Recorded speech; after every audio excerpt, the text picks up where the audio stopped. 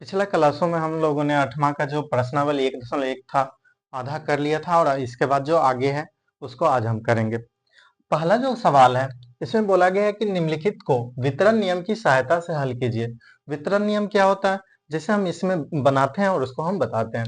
देखो, वितरण नियम होता है कि अगर दो संख्याएं को, अगर यहाँ पे जैसे दो संख्या एक कोष्ठ के अंदर में दिया गया है और इसे एक संख्या से गुना करने के लिए बोला गया है, और जब हम इसे अलग अलग करेंगे, जैसे यहाँ पे इससे हमें इस दोनों में अलग अलग गुना करना पड़ेगा, तो यहाँ पे दिया गया है, हल में देखते हैं तो यहाँ पे हो गया -3/4 को हमें गुना करना है जो पहली संख्या है। इसमें कोष्ठ के अंदर में हमें दो संख्या दिया गया है, इसमें प्लस और माइनस जो चिन्ह दिया गया है, यहाँ पे चिन्ह के कारण से यहाँ पे छोटी कोष्ठ दिया गया है, लेकिन यहाँ पे जब हम देखेंगे यहाँ पे मध्यम कोष्ठ है और मध्यम कोष्ठ के अंदर में दो संख्याएं दिया गया है, एक 2/3 और एक प्लस माइनस 5/6 के रूप में दिया गया है। तो हमें क्या करना है, इससे दोनों को हमें अलग अलग इससे गुना करना पड़ेगा, क्योंकि कोष्ठ के अंदर में होता है और जो संख्या बाहर में होता है गुना के साथ होता है उसे हमें अलग अलग गुना करना पड़ेगा। जैसे अगर यहाँ पे -3/4 दिया गया, हमें किससे गुना करना पड़ेगा? तो पहले तो हमें 2/3 से गुना करना पड़ेगा।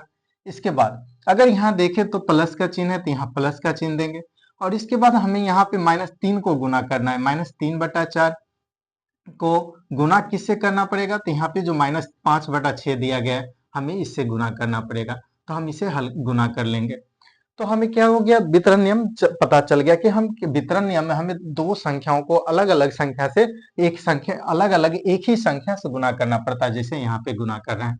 अब अगर इसे हम हल करें तो हल करने के लिए जानते हैं कि जब कभी भी भिन्न का गुना होता है तो ऊपर वाले ऊपर से गुना होगा और नीचे वाले नीचे से। तो उससे पहले हम देखेंगे कि ये दोनों एक दूसरे से कट रहा है, क्योंकि यहाँ पे 4 है और यहाँ पे 2 है, तो दो से हम ये दोनों कट रहा है, तो 2 एकम 2 हो जाएगा यहाँ पे और 4 दूनी 6 हो जाएगा।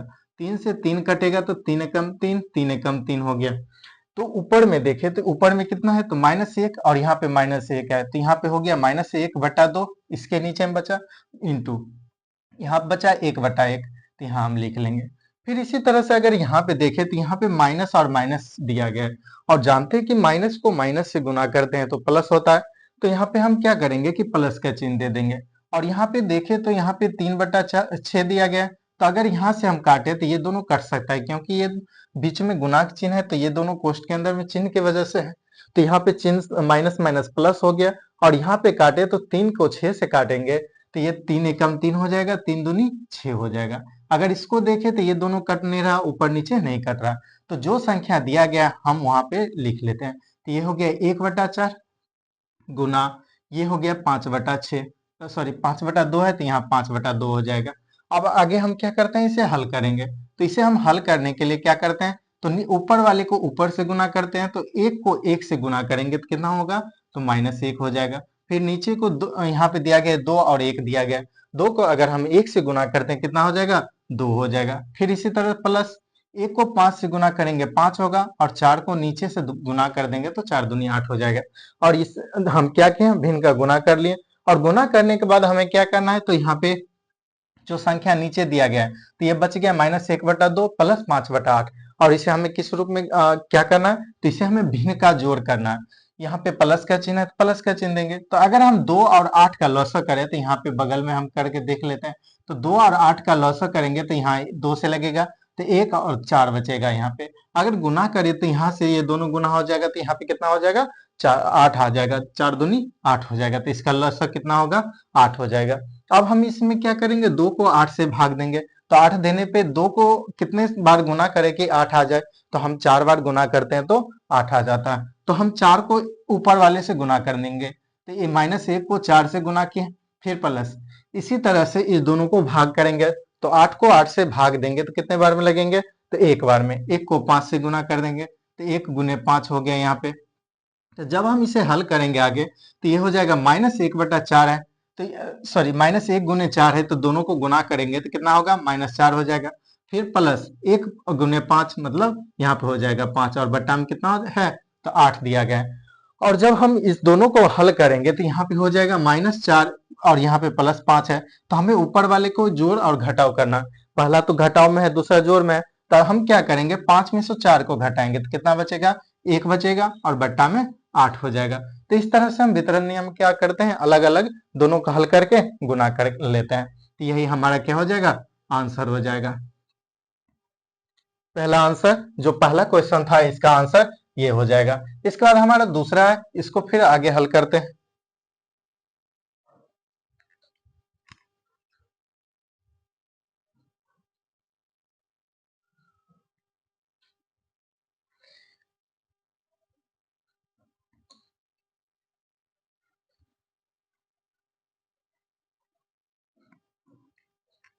इसके बाद दूसरा जो वितरण नियम में बोला गया है कि जो क्वेश्चन है दूसरा वाला 8 का 2, इसमें दिया गया है 5/6 गुने, यहाँ पे छोटी कोष्ट के अंदर में -2/5 प्लस 3/10 दिया गया है। तो हमें वितरण नियम से हल करना है इससे। तो हम वितरण नियम से हल करने के लिए क्या करते हैं, तो सबसे पहले हम यहाँ हल लिख लेते हैं। अगर हम यहाँ देखें तो क्या क्या है, तो हम वितरण नियम में हमें 5/6 से हमें इस दोनों में गुना करना है। तो सबसे पहले हम 5/6 लिखेंगे।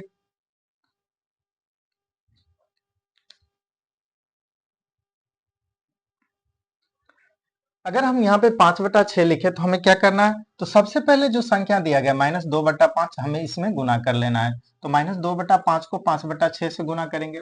फिर यहाँ पे प्लस है तो प्लस, और इसके बाद जो 5/6 दिया गया हमें किससे गुना करना है, तो 3/10 से गुना करना है। तो 5/6 गुना 3/10 हम कर लेंगे। और जब हम इसे हल करें तो कितना हो जाएगा, तो यहाँ पे दो चीज बन रहा है। एक तो यहाँ पे दोनों में गुना हो रहा है इस दोनों में, और बीच में प्लस का चिन्ह है, और प्लस का चिन्ह क्या कर रहा है, दोनों को अलग अलग कर रहा है। तो हम क्या करेंगे, जो पहले जो गुना है तो हम सबसे पहले गुना करते हैं। तो अगर यहाँ पे गुना करें तो ये भिन्न का गुना है, और यहाँ पे 5 को 5 से देख, यहाँ दोनों ऊपर नीचे दिया गया है, और ऊपर नीचे जब भी होता है तो हम क्या करते हैं, इसे काट लेते हैं। तो 5 को कितने बार में, तो एक बार में लगाएंगे, और 5 को एक बार में लगाएंगे तो कट जाएगा। और यहाँ पे बचा 2 और 6 एक दूसरे से कट रहा है, तो 2 एकम 2, 2 तिया 6 हो गया। जब हम इसे काटेंगे तो यहाँ पे बचा कितना, तो यहाँ बचा 1/3 गुना, और यहाँ पे -1 दिया गया तो -1/1 हो जाएगा। फिर इसके बाद प्लस, तो यहाँ पे 5/6 दिया गया है। अगर यहाँ पे देखें तो ये दोनों एक दूसरे से कट रहा है, तो 5 एकम 5 और 5 दूनी 10 हो जाएगा। फिर इसी तरह से इस दोनों को काटेंगे तो यहाँ पे 3 एकम 3, 3 दूनी 6 हो जाएगा। इस तरह से जब हम काटेंगे तो यहाँ पे बचा 1/2 इंटू 1/2 यहाँ पे बच गया। और जब हम यहाँ पे देखें तो यहाँ पे अब गुना के चिन्ह है, तो हम पहले गुना कर लेते हैं। तो गुना करेंगे तो 1 को -1 से गुना करेंगे तो -1, और बटा में 3 को 1 से गुना करेंगे तो 3 हो जाएगा। प्लस 1 को 1 से गुना करेंगे तो 1, और 2 को 2 से गुना करेंगे तो 4 हो जाएगा। इस तरह से अब हमारा क्या है, ये गुना खत्म हो गया। अब गुना खत्म हो गया तो हम यहाँ पे क्या करेंगे, तो यहाँ देखते हैं तो प्लस का चिन्ह दिया गया है, और प्लस का चिन्ह का मतलब हो गया कि यहाँ पे भिन्न का जोड़ करना है। तो हम क्या करेंगे, दोनों को लसा करेंगे। तो लसा हमें क्या करना है कि 3 और 4 का लसा नहीं होगा, क्योंकि हम जानते हैं कि जब कभी भी कोई संख्या अगर किसी संख्या से कटने वाला होता है तभी यह संख्या लग सकता है। और अगर हम इस दोनों में देखें तो इसमें कोई समानता नहीं मिल रहा है, या किसी संख्या से नहीं कट रहा है नीचे वाले।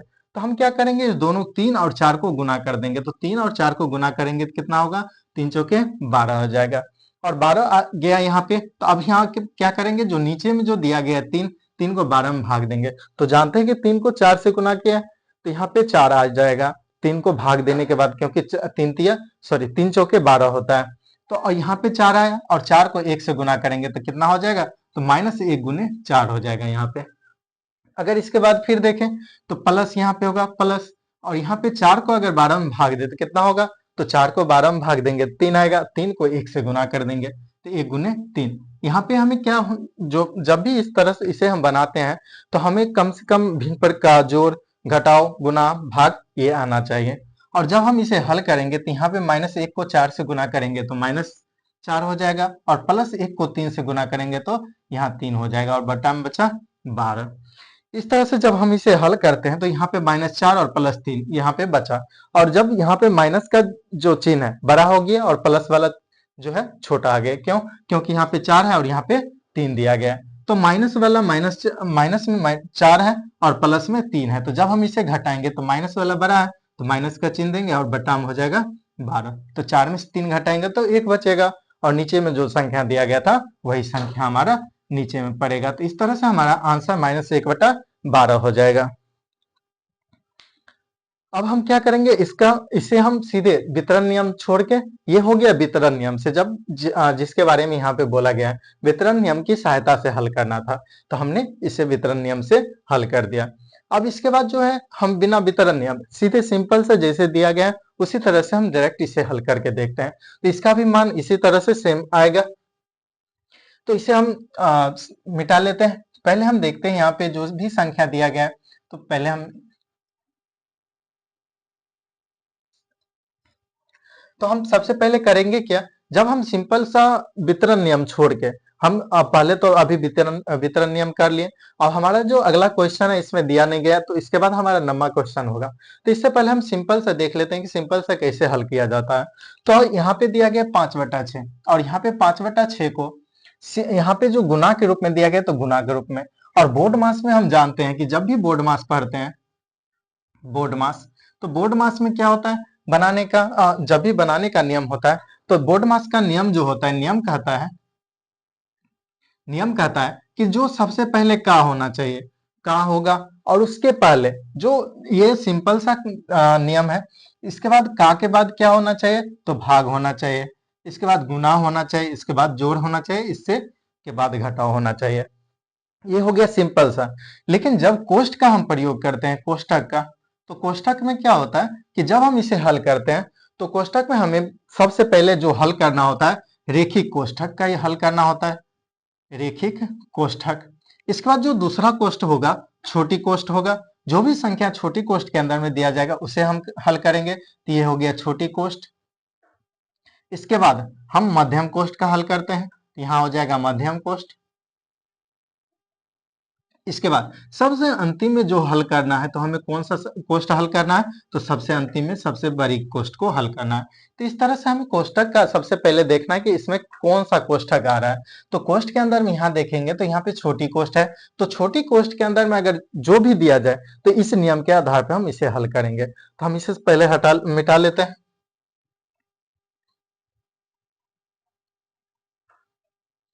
अगर यहाँ पे हम देखें तो यहाँ पे सबसे पहले छोटी कोष्ठ के अंदर में क्या क्या दिया गया, तो यहाँ हो गया -2/5 + 3/10। हम दोनों को यहाँ पे यहाँ क्या करना है, तो भिन्न का जोड़ करना है, तो हम दोनों को लसा कर लेंगे, तो 5 और 10 का लसा करेंगे तो कितना आएगा, तो 10 आ जाएगा।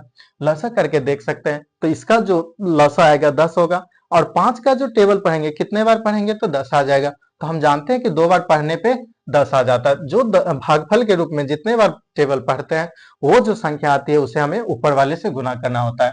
तो यहाँ पे 2 दिया गया, तो -2 को 2 से गुना कर देंगे, फिर प्लस यहाँ पे 10 को 10 में भाग देना, तो कितने बार में आएंगे, तो एक बार में, और 1 को 3 से हम गुना कर देंगे, यहाँ हो जाएगा 1 गुने 3 हो जाएगा। इस तरह से आगे हम देखेंगे तो ये हो जाएगा 5/6। जो कोष्ठ के बाहर है हम इसे लिखते चले जाएंगे, तो 5/6 इंटू, अगर यहाँ गुना करें -2 को 2 से गुना करेंगे तो यहाँ पे हो जाएगा -4, प्लस 1 को 3 से गुना करेंगे तो 3 हो जाएगा, और यहाँ बचा कितना, तो 10 बचा। और जब हम इसे आगे हल करें तो यहाँ पे हो जाएगा 5/6 गुना, अगर यहाँ पे दिया गया -4 और +3 दिया गया, तो अगर हम इसे घटाते हैं तो कितना आ जाएगा, तो माइनस हो जाएगा, यहाँ पे 1/10 हो जाएगा। और जानते हैं कि यहाँ पे दो कोष्ठ हो गया, एक प्लस का दूसरा माइनस का है, तो हम इस कोष्ठ को रहने देंगे। और ये दोनों गुना में है, और गुना में होता है तो ऊपर से नीचे हम काट सकते हैं, ये कोना से ये कोना दोनों कट रहा है, तो इसे हम काट सकते हैं। यहाँ पे ये दोनों कट नहीं रहा था, ऊपर से नीचे कट नहीं रहा था, हम क्या किए, कोना से कोना काट दिया। तो यहाँ पे 5 एकम 5 हो जाएगा, 5 दूनी 10 हो जाएगा। तो हम इसे हल करें तो ये हो जाएगा 1/6, यहाँ ऊपर में 1 बचा और नीचे में 6 बचा, इंटू यहाँ पे -1 बटा में 2 बचा है यहाँ पे। अगर हम यहाँ पे गुना करें तो यहाँ पे -1 को हमें 1 से गुना करना पड़ेगा, तो यहाँ पे प्लस है और यहाँ पे माइनस का चिन्ह दिया गया, तो जब हल करेंगे तो यहाँ पे क्या होगा, माइनस का होगा, और 1 को 1 से गुना करेंगे तो 1 हो जाएगा, और यहाँ पे नीचे से नीचे को गुना करना होगा, तो 6 को 2 से गुना करते हैं तो 6 दूनी 12 हो जाएगा। इस तरह से हमारा इसका आंसर -1/12 होगा। तो हम दोनों नियम से इसे बना सकते हैं, लेकिन मुख्य रूप से जो बोला गया है वही नियम से हमें हल करना पड़ेगा। तो हमें बोला किस रूप में गया था, तो हमें बोला गया था -1/12 के रूप में, तो वही हमारा सॉरी वितरण नियम के रूप में के सहायता से बनाना था, तो हम वितरण नियम से पहले बना चुके हैं। अब ये दूसरा नियम है जो हम सिंपल सा हल कर सकते हैं।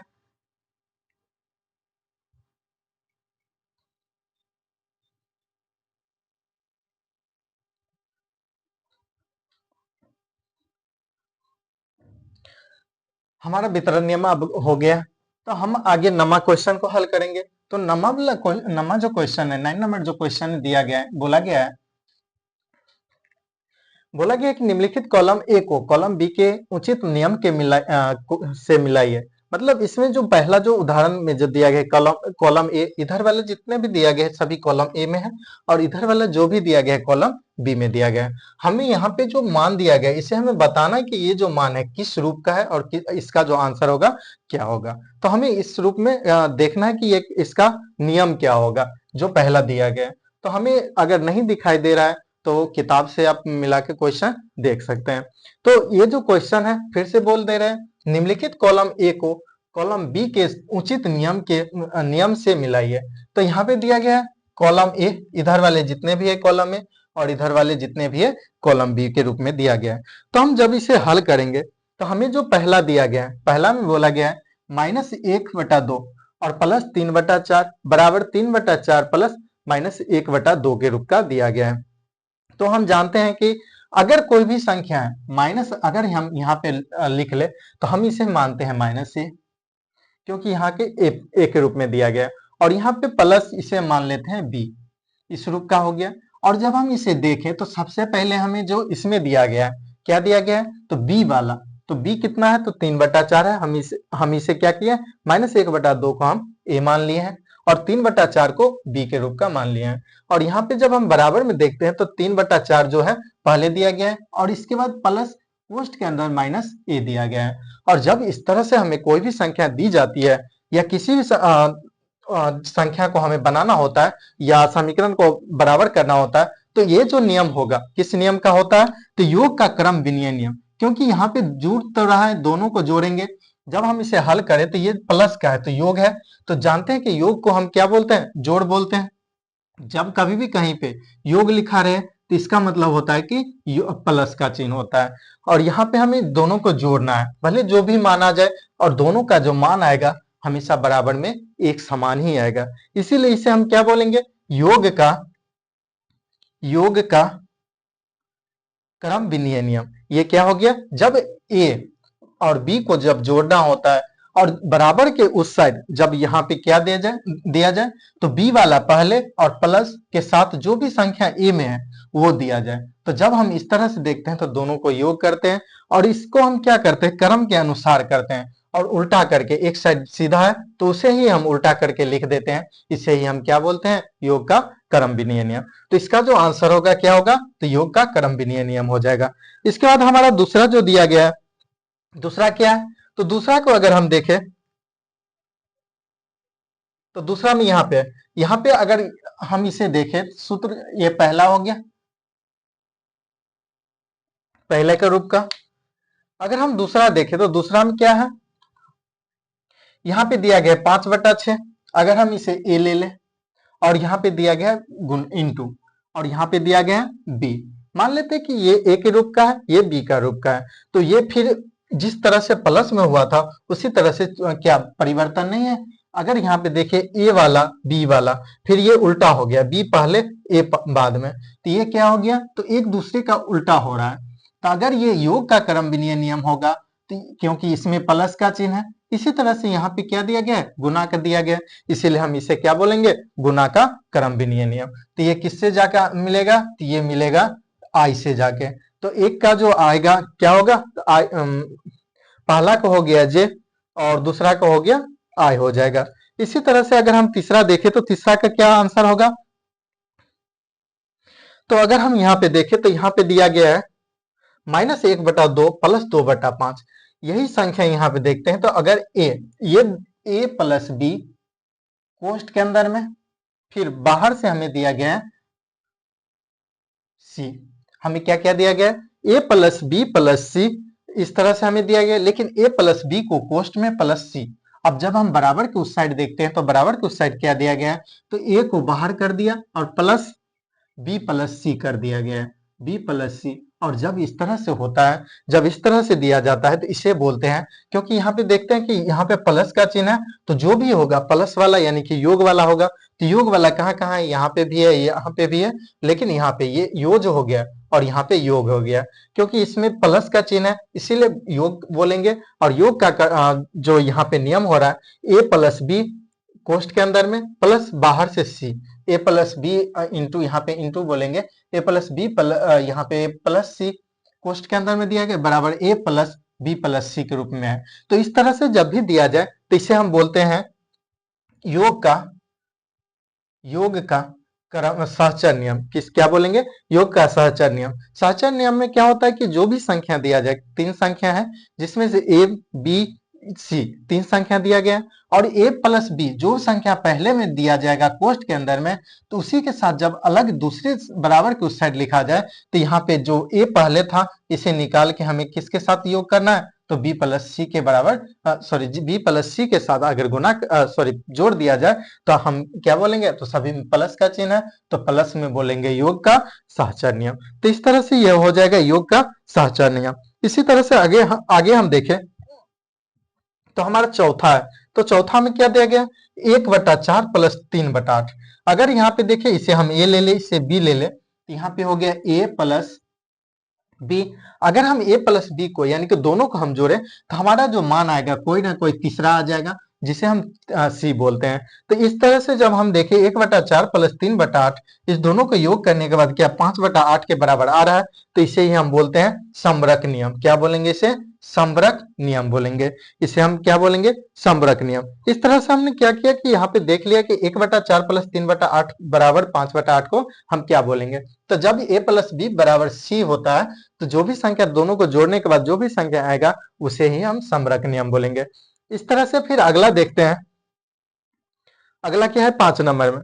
5 नंबर में दिया गया है ये 5 गुने 1/2। अगर यहाँ देखें तो यहाँ पे क्या हो गया, एक ए हम पहला को ए मान ले, गुना सी बी हो गया। जब ए गुने बी होगा और इसे हम जब हल करें तो यहाँ पे हो जाएगा सी बराबर, फिर यहाँ पे ए को बाहर कर दिया। देख यहाँ पे ए और बी एक साथ है, ए और बी क्या है, एक साथ गुना में है, कोष्ट के अंदर में दिया गया। लेकिन यहाँ पे अगला जो होगा इसमें क्या करेगा, ए को अंदर में रखेगा, सॉरी ए को बाहर कर देगा और बी और सी दोनों एक साथ गुना हो जाएगा। तो इस तरह से होता है। तो हम यहाँ पे देखे थे कि अगर यहाँ पे ए प्लस बी रहेगा, दो संख्याएं कोष्ट के अंदर में और तीसरा बाहर, लेकिन पहले जो संख्या कोष्ट में था उसे निकाल के दूसरा जो संख्या था और तीसरे संख्या जो था दोनों को कोष्ट के अंदर में कर दिया, तो हम इसे क्या बोल रहे थे, योग का सहचर नियम बोले थे। इसी तरह से ये क्या हो जाएगा, तो गुना है तो गुना का सहचर नियम हो जाएगा। कहाँ पे, तो यहाँ पे 5 नंबर किस में हो जाएगा, तो गुना का सहचर नियम में आ जाएगा। तो इसका सही आंसर क्या हो जाएगा, तो इसका सही आंसर हो जाएगा, इसका सही आंसर क्या हो जाएगा, तो 5 नंबर का सही आंसर सी में हो जाएगा। फिर इसके बाद छठा में दिया गया है, छठा में बोला गया है -5/4 प्लस 0 बराबर -5/4। अगर यहाँ पे देखें किसी भी संख्या को ए, यहाँ पे ए है और इसे जोड़ा गया है 0 के साथ, तो जब कभी भी